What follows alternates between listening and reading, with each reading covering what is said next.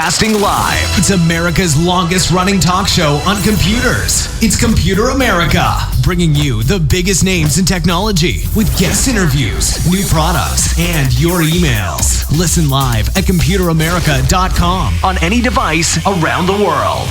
Email the show at live@computeramerica.com or find us on social media. Be sure to check out our website for contests, giveaways, show notes, live video stream, podcasts, and more. You're listening to Computer America.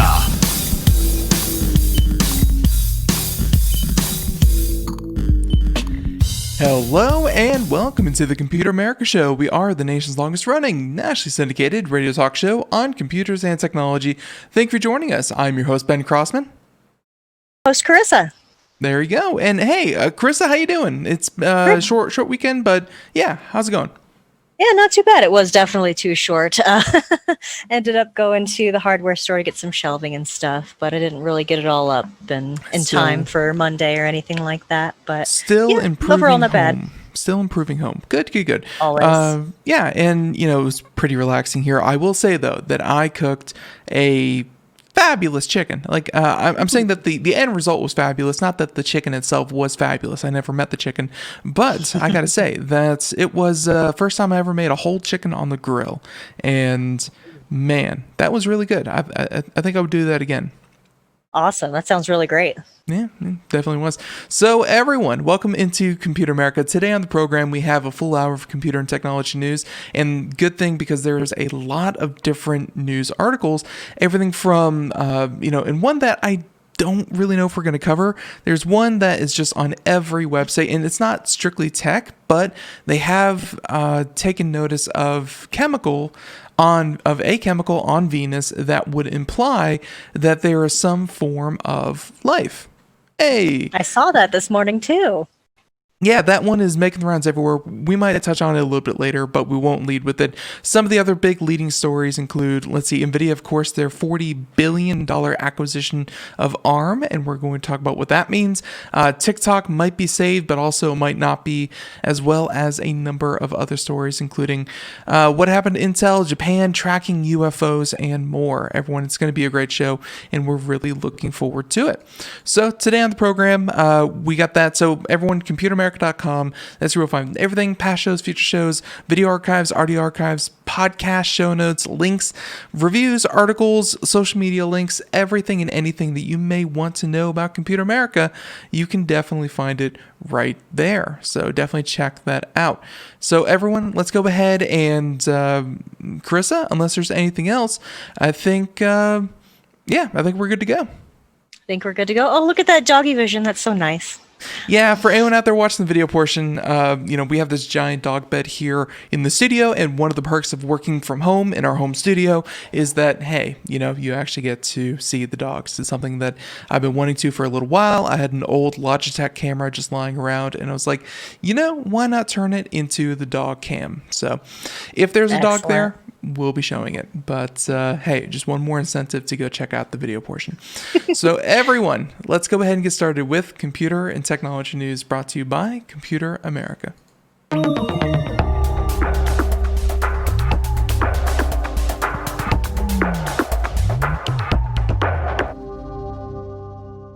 So everyone, Carissa is busy sending me stories. I have a couple here of my own, and it's going to be a very news-rich segment. So why don't we go ahead and get started?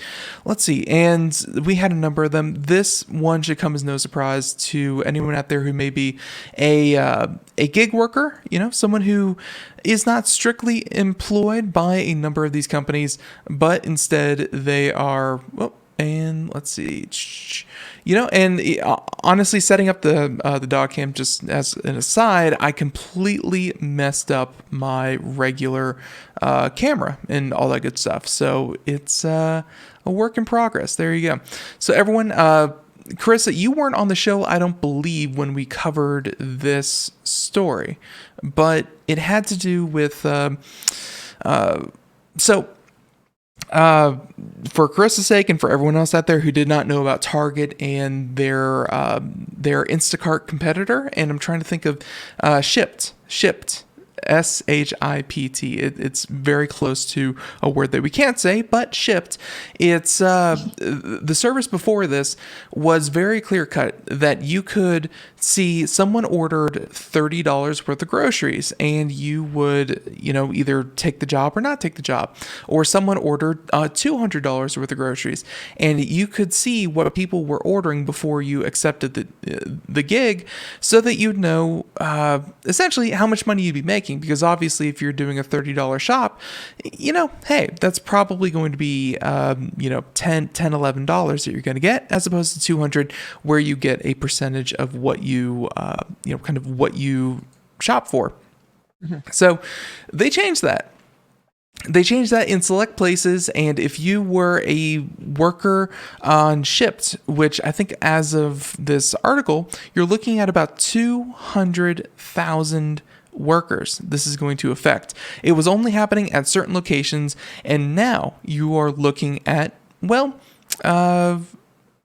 all stores. So this is, and what they actually changed was a black box style of payment. So Carissa, like I said before, you could see everything before you accepted the job. Now they make it all blind, so like you either accept it or you don't, and then when you accept it, you get the list, and you don't know what you're doing, or I'm sure you know what you're doing, but you don't know how much you're shopping for and where you're going, how long it's going to take, how long it's going to take, how far you're going to drive, all that kind of thing. You don't know any of that until you accept kind of the gig.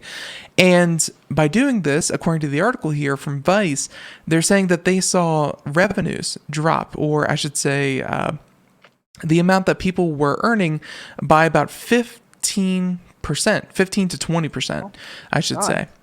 Yeah, and obviously when you're working, kind of one of these jobs, a reliable paycheck is not always guaranteed, and now a smaller paycheck is not something you want to hear. So let's go ahead and talk about this real quick, saying that the Target-owned delivery app Shipt will soon determine pay for its 200,000 gig workers nationwide using a black box algorithm, and that's according to an internal announcement made on Thursday, saying that they have the new pay model will compensate delivery workers more equitably, so everyone gets a fair cut. It's not just those who are lucky enough to get those large orders. No, it should be everyone across the board. Some jobs go down, some jobs go up, but everyone should have a more fair compensation, so they claim. And they have a quote here saying, "We highly encourage all of you to try out the new pay model, and keep in mind that this pay is based on the effort of the shop." There you go. But shoppers fear that the transition from transparent commission-based model to an algorithmic one that obscures how pay gets calculated will result in dramatically lower earnings. Makes sense. When you hide it behind an algorithm, and the algorithm determines this much effort is worth this much money, and they can tweak those numbers behind, kind of behind the scenes, and you never get an input, and you never really see how much you're actually getting paid and for what. It's much harder as a worker to determine if you're being compensated fairly. So. Right. Plus, it's like, the robot doesn't have bills to pay. How's he supposed to know it's a fair wage or not, Well, he's not in that market. It's not so much the algorithm or the robot, but Carissa, you're right in that it's the person programming the algorithm. They don't even call the shots, the CEO or the CFO or the CTO, these high-level people determine, we're paying out too much money. We're compensating our delivery people too much money.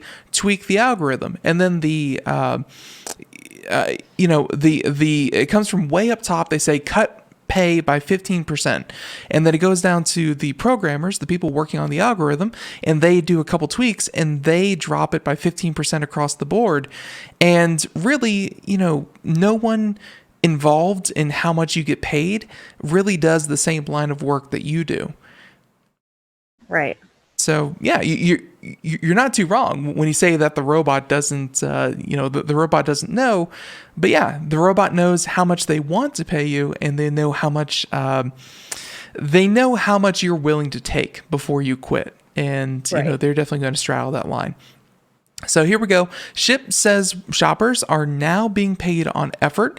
This is insulting on its face. This implies that shoppers were not putting in effort prior to the non-transparent algorithm being forced on us. And that is a Shipt delivery worker who works in Texas. So the article goes on for a bit, as most motherboard articles do. Very well researched. We highly encourage you to go check that out. But let's go ahead and talk about some real world examples, saying that they have a quote here from one person working in Denver, Colorado, saying that I've seen my earnings drop drastically, particularly on large orders. For example, I made $16 on an 89 item order that they recently shopped for. Under the previous transparent payment scale, I would have made about $28. By the way, 89 items and you're getting $27. I don't think these companies were really fairly compensating these workers to begin with, but yeah, I agree. That doesn't seem like enough. I feel like it should be like at least $50. yeah, Or like, but that'd be there like a base limit. Okay, if you spend so much money, it's going to be minimum this much for the person pulling yeah, this up. 89 separate items, and that's someone who has to walk through, find that particular item that's on the list and doing that is crazy that payment model even worked in the first place. But to continue the quote, the new payment model is extremely scary. There's no way to look at the algorithm to see how you're getting paid, like I was mentioning. Knowing that I need to work more hours for less pay is really stressful. It's not right that the company is doing this. And really, let's go ahead and face it. This was after July 15th. Was when the model was first tried. So it was definitely before you, Carissa.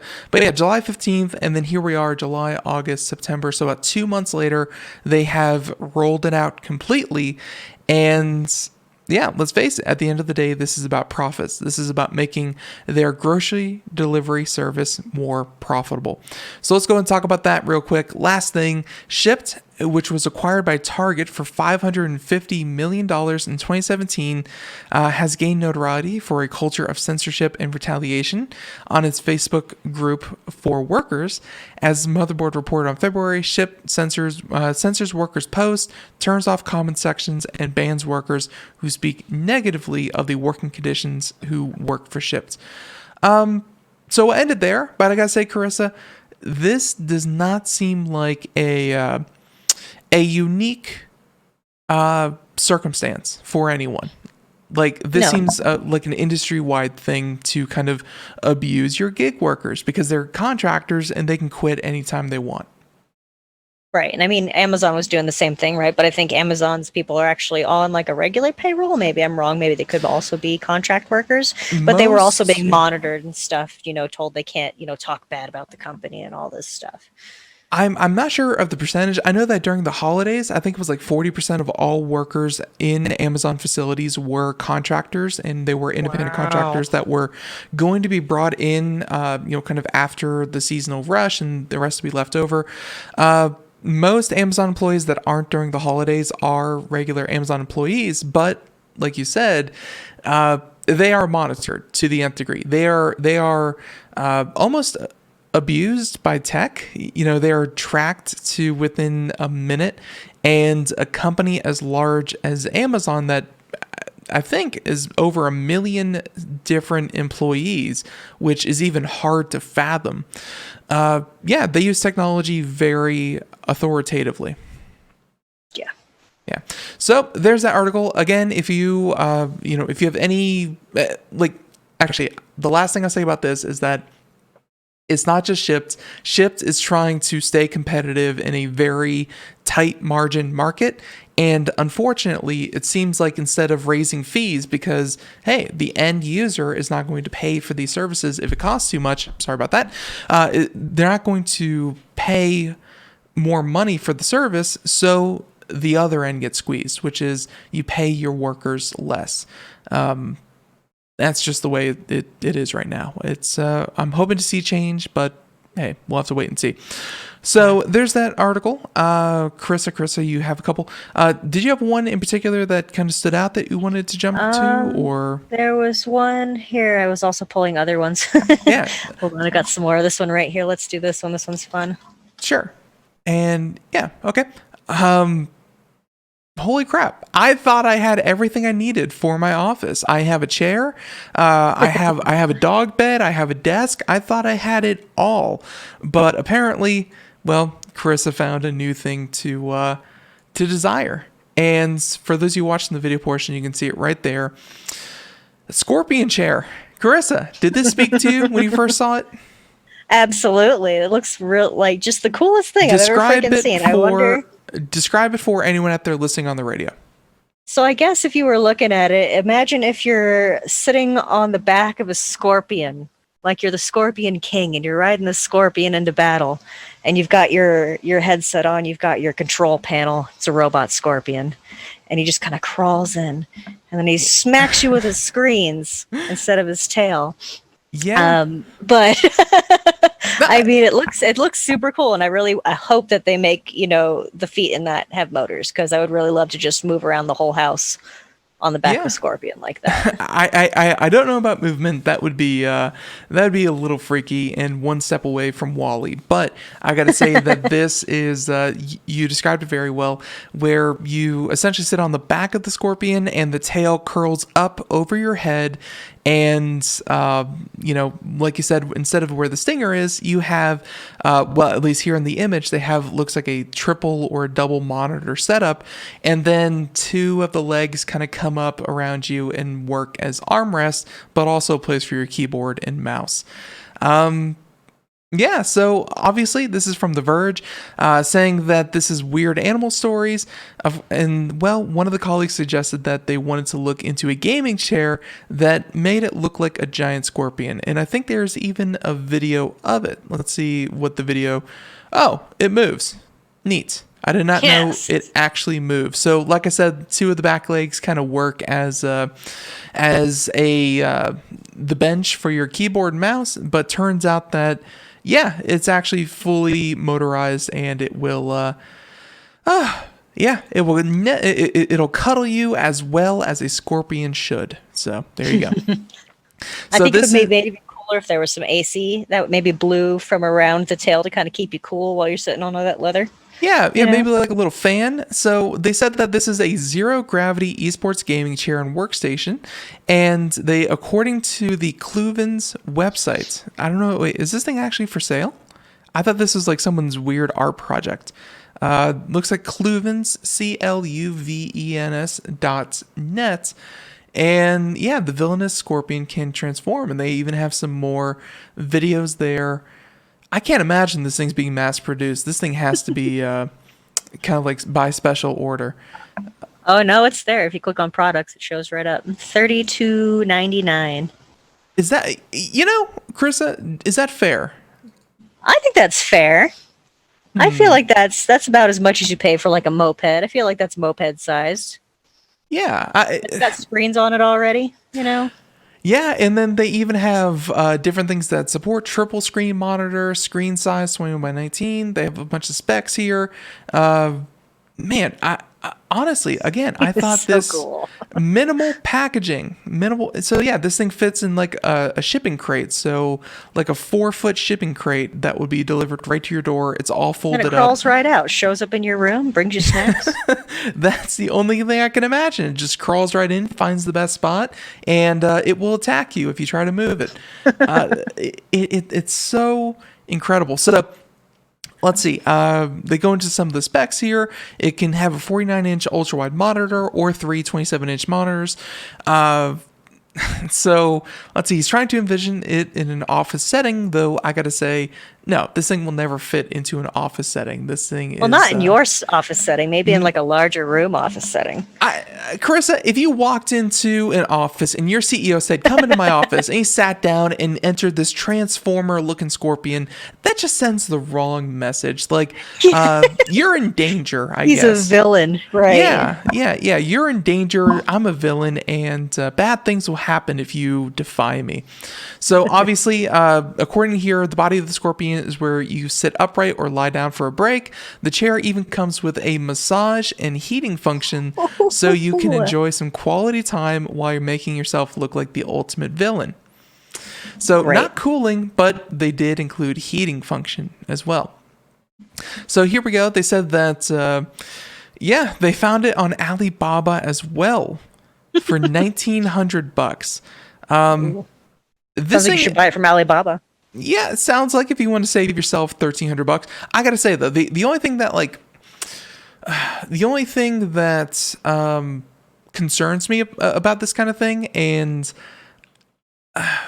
it's one thing that I do to try to vet products that aren't completely on the up and up, and it's this marketing where they use very pretty Chinese women, and it's something about the way that they do that. It makes products look bigger because normally they are smaller of stature, and they aren't always totally truthful about how they make this thing. Carissa, I'm being honest with you. I don't see how, especially at $1,900. I mean, I don't see how this thing could possibly exist and work that well for $1,900. It seems like they're overselling it. I mean, I guess it depends on, the quality of your parts. Like, the cost of computer parts is getting, cheaper as we go on. Why wouldn't the parts for, different mechanical hardwares kind of lower over time too, to do kind of smooth movements like that? So, I mean, it's possible, maybe. But there's the thing is like over time, I've never seen this before, and this looks pretty cutting edge. Well, nothing's good over time anymore. So, well, I mean, I'm having such reservations, but listen, anyone out there, if you of course buy this, please send us an email, live@computeramerica.com, and we would love to interview you and talk about did you like it? How's the build quality? How does it work? Are you using it properly? Are you using it improperly? Have you put it on wheels? Have you taken it to the streets? Have you taken over your town? We'll ask you all the important questions. We just need to know. Yes, absolutely. So if you get this thing, let us know. But if you haven't seen this thing, again, definitely check it out. And by the way, they said that if this Scorpion-like gaming chair and workstation looks familiar, you might remember a similar design. Looks like they have an Acer and another one that includes the MWE Labs Emperor chair. Let's see. I think, unfortunately, I feel like I might have seen the Acer one before. Yeah, but I've never seen one motorized to this extent. This is right. Good story, Krista. I missed that completely. Oh man, that is crazy. So there you go. Okay, let's get back down to earth a little bit, and let's talk about gaming chair to, I think Razer sells a gaming chair. This one should be a pretty quick article, but it has to do with, unfortunately, Razer. And unfortunately, Razer, because this is not one that paints them in the best of light, but it's something that we shouldn't mention.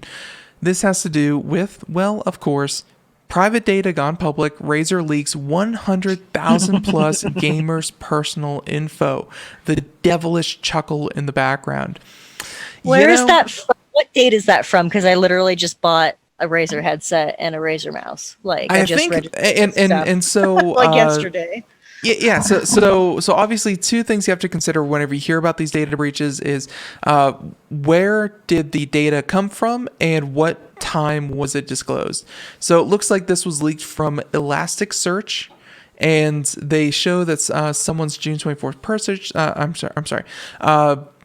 Elasticsearch, and they're able to. It's almost like a search engine, and it's able to readily identify people's purchase and purchase history. And they even give an example image here where using this not browser, search engine, you can kind of see it there. It has all the values, everything from what they actually bought to, kind of the street address, the city, first name, last name, everything that you could email address, everything you could possibly want to know about a person, and their purchase history, is listed in plain sight. So they reported the, so in August, security researcher very Russian name, discovered a misconfigured Elasticsearch cluster owned by gaming hardware vendor Razer, and it was exposing customers' personally identifiable information. The cluster contained records of customer orders and included information such as item purchased, customer email, customer address, phone number, so forth. Basically, everything you'd expect to see from a credit card transaction. Though the payment information itself was probably handled by a third-party vendor, and so was not stored, luckily, in plain text like all the shipping and billing information was. So that's good. Carissa, I think you're safe if you just bought one this weekend. Yeah, they said I think so too. Yeah, definitely. So they said that the misconfigured cluster, which contained about 100,000 users' data, was reported to Razer immediately, but the report bounced from support rep to support rep for 3 weeks before being fixed. Isn't that just the worst? Wow. Carissa, you own a company and someone says, oh, by the way, you are hemorrhaging people's private information. Do you bounce that around support or do you elevate that immediately? I'm pretty sure in theory, you should elevate that immediately, like completely shut whatever that is down. But maybe the guy's busy. I don't know. Who knows what those people do anyway? Maybe. So they even have a quote from Razer saying that we were made aware of a server misconfiguration that potentially exposed order details, customer, and shipping information, as we just said. No other sensitive data, such as credit card or password, were exposed. Although, I mean, when they say no other sensitive information, I wouldn't want people to know where I live. So that seems pretty sensitive regardless, but here we are. The server misconfiguration has been fixed on September 9th prior to the lapse being made public. That's fair. I guess it was just made public, and so it was fixed a couple of days before. That's good, but it still took too long to remediate it. So we would like to thank everyone, sincerely apologize for a lapse, and have taken all necessary steps to fix the issue, as well as conduct a thorough review of our IT security and systems. We remain committed to security. So, but this is why security researchers are so important, and this is why it's so important to have bounties, which, by the way, Razer just awarded a single hacker user who secret SDN 28 separate bounties last year for finding flaws in their security system. So yeah, obviously for Razer, especially Razer, because they're not just selling hardware nowadays. Chris, I'm sure that you know this after purchasing, a headset. There's a whole slew of software that comes with every piece of hardware that you buy nowadays. Yep, and then that obviously feeds into your computer, which has all your other personal data. So if anybody can get into that, obviously, then they can get into your computer. Right. That poses a problem. Yeah. So obviously for Razer, it's cybersecurity, and keeping these things private is going to be very, very important. And honestly, I do think that one of the best ways is with a bug bounty program. Instead of waiting for some hacker to find it and sell it to the highest bidder, why don't you go ahead, pay them, not as much, but still a reasonable amount of money for the effort and time that they spent. It's much easier to pay someone $5,000 for a bug as opposed to, tens of thousands or hundreds of thousands in fines, penalties, and, just bad press. So there you go. Leaks ever coming, and there you go. So there's that article. Story number, that was story number 1, 2. Yeah, it confused me because I had leaks, the product one. Yeah, what do you got? This one here. Oh, sorry. No problem. That one. I got it. I will have to copy and paste that, but I will get that. Let's see. Copy. I don't know, I didn't link. Yeah, no. I would probably, because it did include the HTTPS at the beginning, but I got it regardless. We're good to go. Oculus 2. You're right. Speaking of leak, I did see this one. Did I have this one queued up? I think I didn't, but I'm glad that you did pick it up. So for anyone out there who does not know, one of the biggest problems with VR is the fact that most high-powered VR headsets have a giant cord hanging off of the back of them. It's very inconvenient. It adds to the weight of the whole thing, and of course, it's kind of a tripping hazard. You can't see anything around you, and that cord is sticking out of the back of your head like the Matrix. Not very fun. So, looks like we have a new Oculus Quest 2, and they even have promotional videos. So, before we get into this, I have to fill Carissa in because, still kind of new to the show.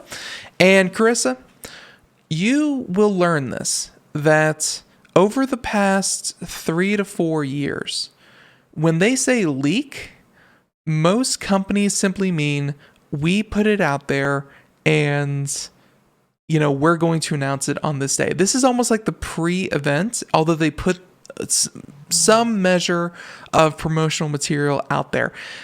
This first started with Apple back in 2016 when they had the Apple iPhone 8 just left at a bar, and luckily the person who picked it up was a tech reporter. He took perfect photos. It was. Yeah, exactly. He took perfect photos. He took it apart expertly. He he did a fantastic write-up of the hardware. He analyzed it, and he did all these leaks. And of course, what happened next? Well, the iPhone X or the iPhone 10 had the exact same thing happen to it. Someone left it somewhere that they shouldn't, and it was seen in the wild, and people, started talking about it all over again. And I think that was one of the first ones that I can recall. And ever since then, everyone has been having leaks all over the place, almost like it's on purpose. And I feel like, with the detail, especially with the detail of this one, seems to be the exact same. Now, that does not mean, Carissa, that we don't cover it, because that means this is actual hardware specs. This is the good stuff. This actual news, yeah. Yeah, this is the stuff that you can see. The only thing I would, kind of warn against is thinking that, they don't want this out there. They put this out there intentionally. And of course, having a leak 2 days before the event, which they were supposed to schedule live demos of this thing September 16th and 17th, and here we are on the 14th.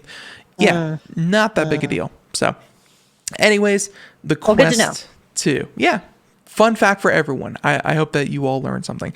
So, the Quest 2, according to the videos, the new headset is powered by Qualcomm Snapdragon XR2 platform. Oh my goodness.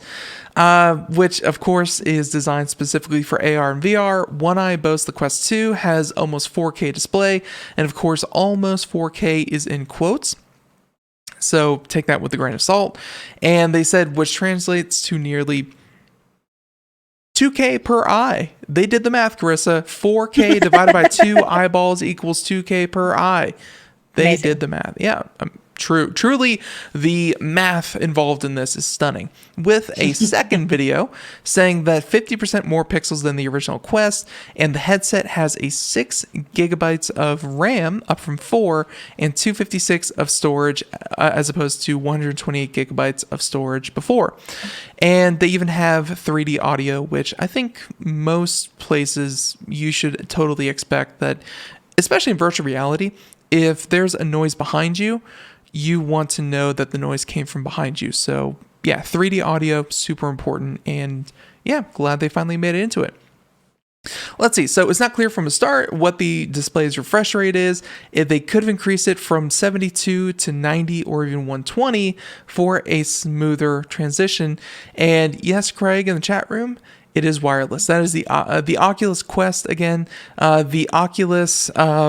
Carissa, do you know the Oculus, not Vive. Vive is obviously one of their competitors.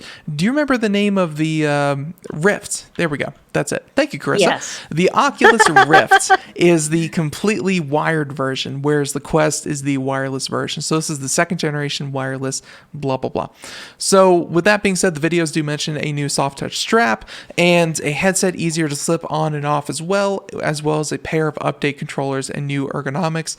Essentially, they're trying to improve what was already working and fix pain points. So Let's see. Scrolling through a little bit, although users of the company's existing hardware can use a separate Oculus account until 2023. Carissa, we covered this a little while ago. Facebook said that if you are going to use Oculus, you have to have a Facebook account. So, yeah, there's no extracting one from the other. There's no word on cost, although some could argue it's about $400. And so here's the big point of it, is that even though it says it's wireless, there's a little receiver on the back of the headset, and you still need that high-powered computer and a special adapter for your computer. So your computer is still running, kind of all the hard inputs, and you need a good computer to still use this thing. It's not completely standalone, as in, you don't need a computer to use it. You need a very, very good computer, and then it transmits the video signal wirelessly.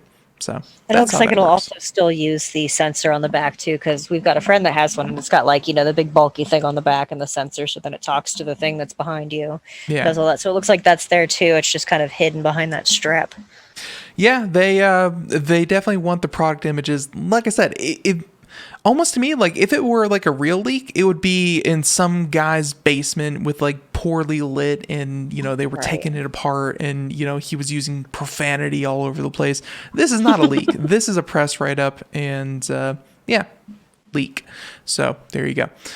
Okay, so there's that one, and you're right, that was a good transition from one to the next.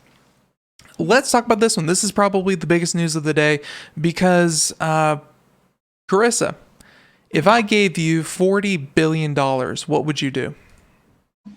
Probably anything.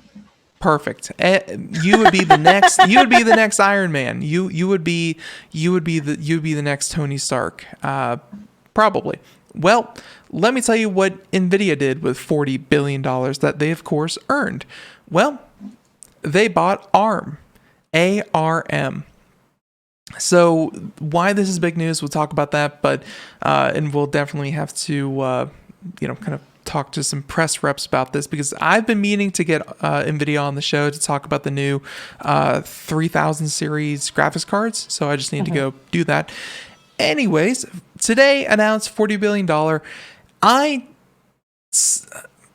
This was every indication this is what was going to happen.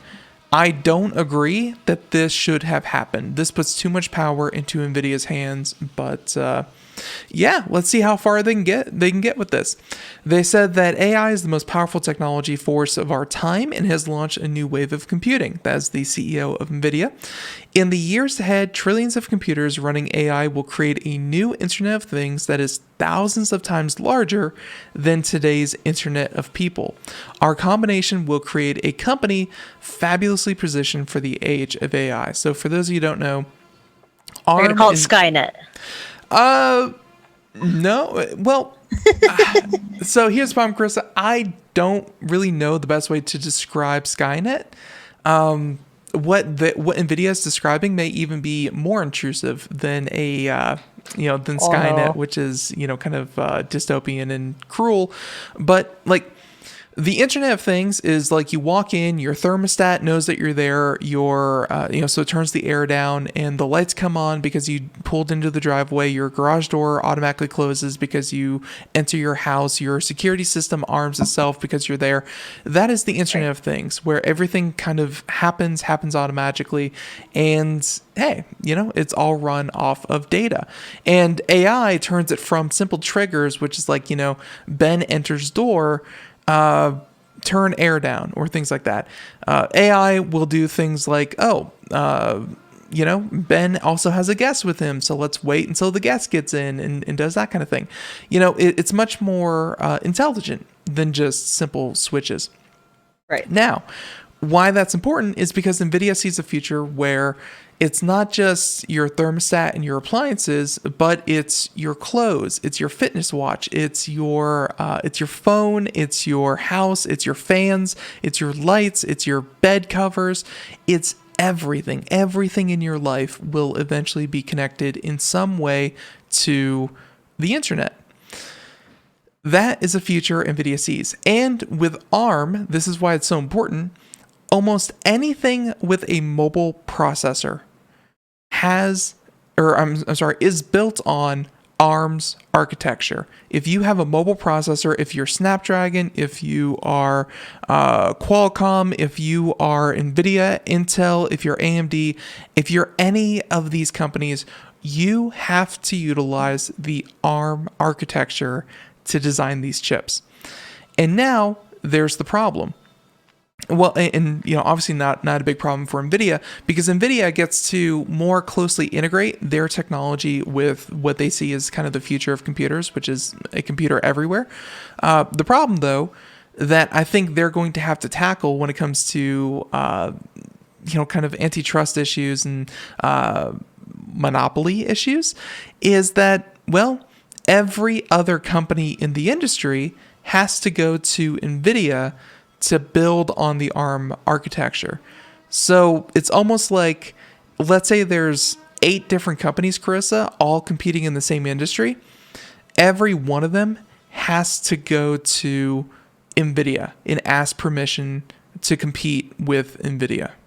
I don't like that. Exactly. And of course, if Nvidia ever says no, that means there will be the biggest antitrust lawsuit you have ever seen. So fast, it will be crammed down Nvidia's throat, and they will be ripped asunder. But it's still the same effective end result, which is, again, Nvidia gets to develop and further advance ARM in the direction that they see fit, and of course they get to tie their products in together closely because they are the same company, and every other company has to kind of move with Nvidia instead of kind of sticking to a different third-party standard. Right. I wonder if it's some kind of ploy to maybe outcompete, but maybe even purchase some of these other companies. Like, oh, you don't want to work with us, then here's $1 billion. We'll buy the company from you. Boom. Now it's Nvidia. Blah blah blah. I will say that there's another article that we aren't going to cover. It had to do. I don't know if you've ever heard of TrackPhone. TrackPhone is hugely popular with millions of users and tons of revenue.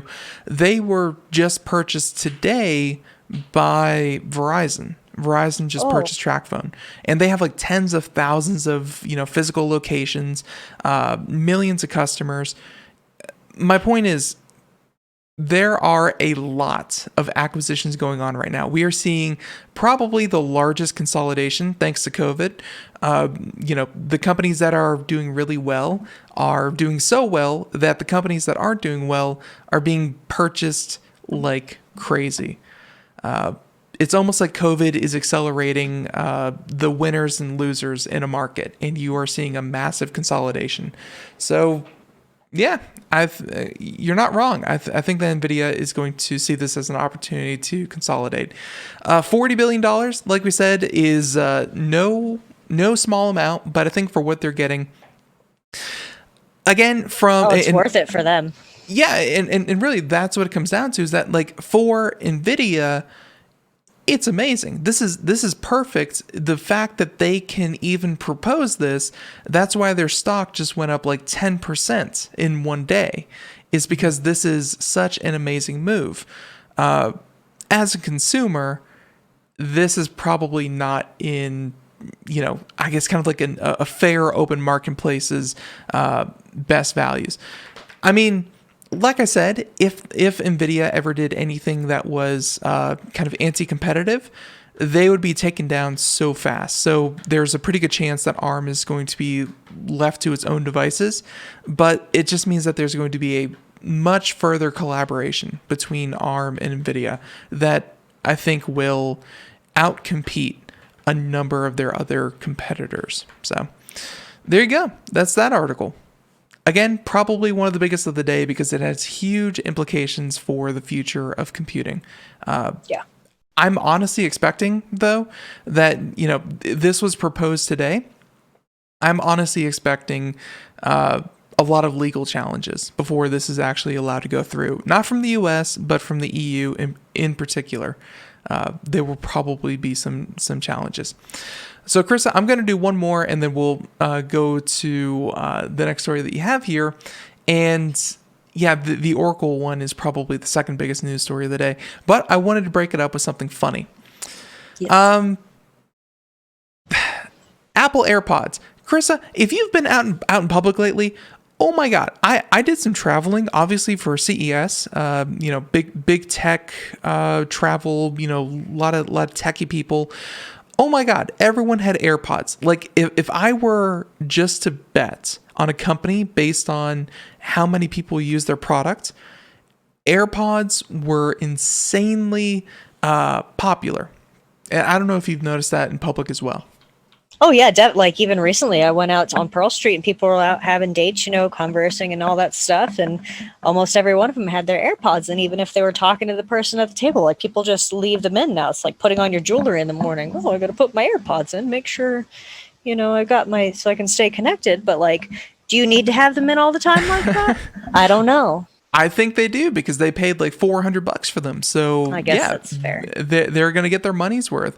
And I got to say, they're very, very well designed, and they're so well designed that other companies are trying to, I don't want to say steal, but take inspiration. Let's go ahead and say that. So check this out. This is a funny story because this has to do with the feds, and it has to do with AirPods. Check this out. Feds proudly announce the seizure of quote-unquote counterfeit Apple AirPods that are actually OnePlus Buds. And if you haven't seen OnePlus Buds, you can see the AirPods here. You can see the OnePlus Buds there. And they're a little bit different, but really, stand back 10 feet, you wouldn't be able to tell the difference. They're so similar. They're so wireless and shaped the same way. And obviously, the product images look super similar. I would have said that the OnePluses look more like AirPods than these over here on the right do, because the only ones I've seen didn't have the little rubbery bits on them yet. Yeah. Must be the newer generation. Yeah, definitely. And just like you said, they look so similar. And well, here's the thing. They even have a tweet, and CBP. What is that? That is Customs and Border Protection. They make sure that no counterfeit products get into the U.S. market, and yeah, they seized about $400,000 from a shipment coming from Hong Kong. So obviously, if anything is going to be intellectually property that was stolen and counterfeited and shipped, it's probably going to be from Hong Kong. But turns out, no, they were just manufactured and shipped from there.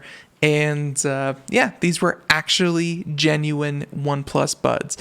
And so they had this tweet, again, you can see them there, where they are like, it's almost like they're holding proudly, check out what I just found. This is great. It's let's see, what's a good analogy, Carissa?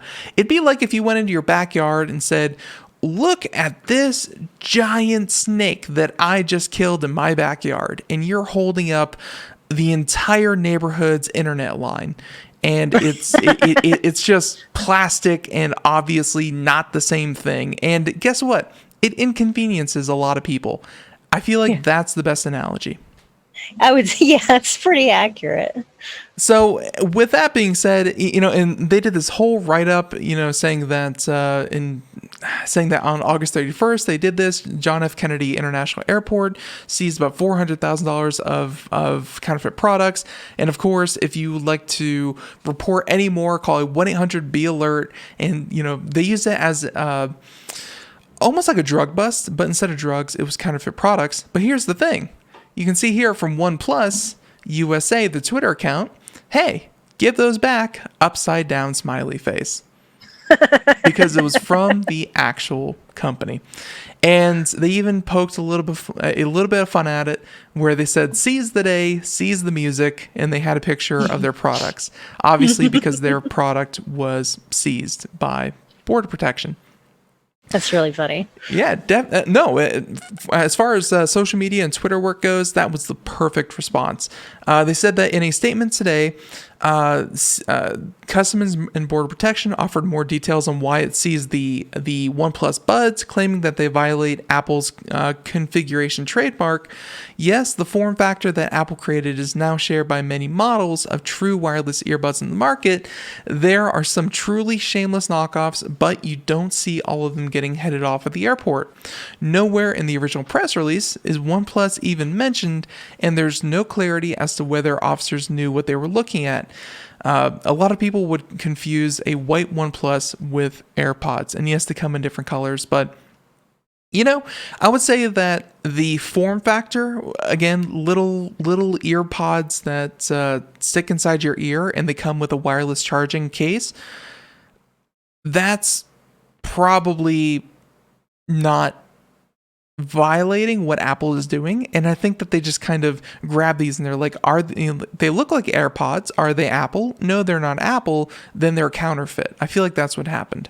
Yeah, that sounds probably what happened. That or they had nothing else better to do that day and just decided to rip this open and point fingers. Because, and like, I would say more, it's like, these are rip-off Apple AirPods. If they were like, banana AirPods or, Apple APPEL AirPods. Like, if they were trying to, at some point, claim that they were Apple AirPods, but no, all over the packaging, everything on them said, hey, these are OnePlus Buds.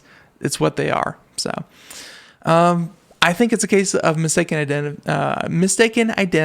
OnePlus declined comment when reached out by The Verge, and well, there you go. Yeah, hopefully they got their product back, and it really wasn't that big of a deal. But I thought that was funny. It was mistaken identity. Yeah, and I do wonder how they compare to the AirPods as well. They're probably better in price, obviously, but now I'm curious. It's hard to be worse than Apple in terms of price, but yeah, I'm also curious about build quality and all that kind of thing. So looking at a number of our other stories that we have here, I have a bunch of them, but yeah, it's not as glamorous or funny or any other fun thing, but we should just mention this real quickly. Oracle and by the way, this image is actually from CES. I remember that booth very clearly. Fun fact. But Oracle, they reportedly won a deal for TikTok's U.S. operation as trusted tech partners, and I don't know if this counts.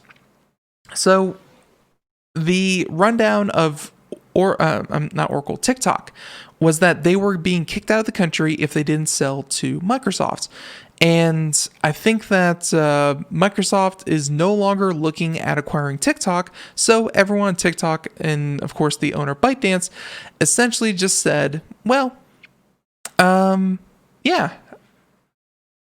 they are doomed. TikTok is going to get kicked out of the country.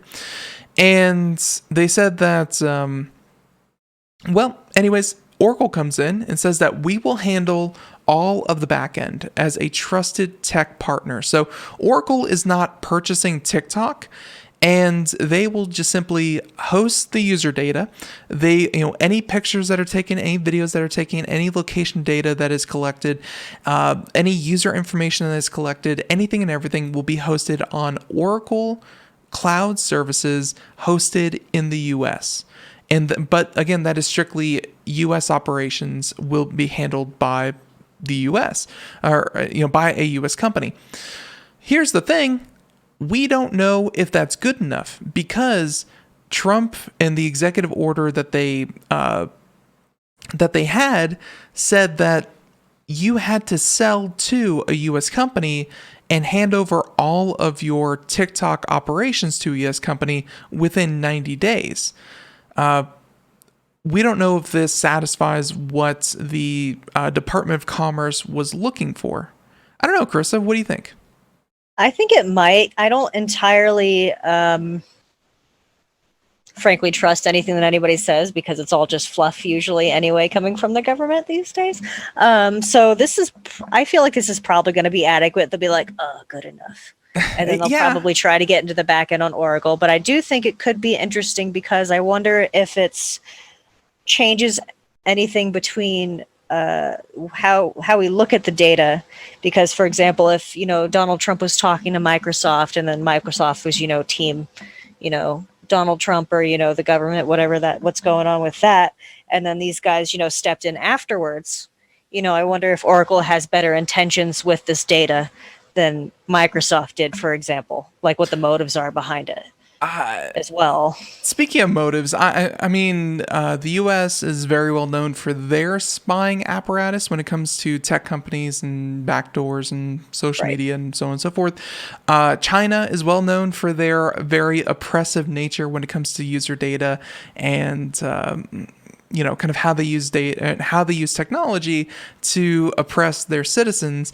I'm not going to say either one of them has the moral. Well, actually, I will say the U.S. probably has a higher moral ground to stand on than the Chinese. But do I think that both of them are completely altruistic? No. There's money to be made here, and Oracle sees that. TikTok knows that. It's just a matter of, is this enough to assuage the U.S. government that one isn't getting one over on the other. So right. I don't know. We'll definitely see. But again, that is big news. Potentially, already TikTok users are like, hey, TikTok is saved. I get to keep being a TikTok influencer and, make dance videos that are, getting 10 million views in like 24 hours. No, it's not saved completely yet. They have to approve this measure. So, and by the way, the end operating deadline is September 20th. So they have about a week to determine, is this good enough or not? So who knows? Okay. Carissa, we have time for like one more story. Actually, maybe two, because this one should be quick. Vinyl records. Carissa, what do you know about them? I know that they're made out of vinyl and they play music and use a needle thing that's let me add one more little tidbit that you can impress your dinner guests with. Vinyl record sales surpass CDs for the first time since the 1980s, which is again the first introduction of CDs. So, wow. Yeah, there you go. And by the way, who knew CDs were still selling? I had no idea.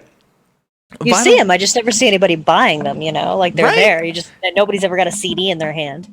Sometimes I see people make them. I never see people buy them, but here we are. Vinyl records accounted for 232.1 million of music sales in the first half of the year, compared to CDs, which brought in only $129.9 million. I gotta say though, that number is like a COVID number where people will go in and shop for CDs and I think walk out of a store with a CD that they like. I feel like if you're looking for vinyl, that's a form factor that you're probably more likely to order online, like a special press or like a special release of a vinyl record. Well, if you're looking for something specific, yeah, but like if you're just a collector, you might just wander into your local, oldies vinyl shop and just sift through the stuff in there, So that's another thing. Well, and really, I guess that another thing that contributes to it all is that, well, vinyl. Here we go. First half of 2020, vinyl revenue was up 4%. So even if people couldn't walk into their store and just flip through records and kind of do the thing, well, they were still ordering vinyl online. So that was clearly happening in the first half of this year, whereas CD revenue was down 48% in the first half of this year. CD's going away, but vinyl hits that nostalgic special form factor that they can do. We're all looking for, yeah. Definitely. And well, not everyone though. Physical sales altogether plunged about 23% to about just under $400 million in the first half of the pandemic year. Obviously, concerts, I guess they sell physical music there. Concerts were not a thing. And of course, music streaming is booming. So, yeah, I think everyone streams their music nowadays. Not many people actually go out and buy music. So let's see, paid streaming subscriptions such as Spotify, Apple Music increased by about 24%. And that means that streaming is the dominant music form factor, with about 85% of music industry revenue being attributed to streaming music. So, wow, that's a lot. Yeah. And what's sad though is that they still don't have the they still don't have like the payment scheme for, streaming music, all that on the up and up. So there you go. Carissa, music in the background means that we are flat out of time. We had some stories that we didn't get to, including the data-driven Disney, like the Disney theme parks. We were going to talk about just how censored, or not censored, but just how wired up Disney is. It's actually a very interesting read. Some other ones included a $47 trillion investment firm is going completely green energy. And let's see, just tons. Also that one about Venus possibly having signs of life. All that and more.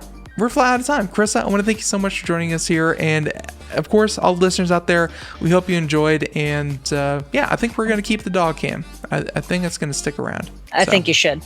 Yeah, definitely. So everyone, we're out of time. Thank you so much for tuning in. Have a good day. Bye, everyone. See ya.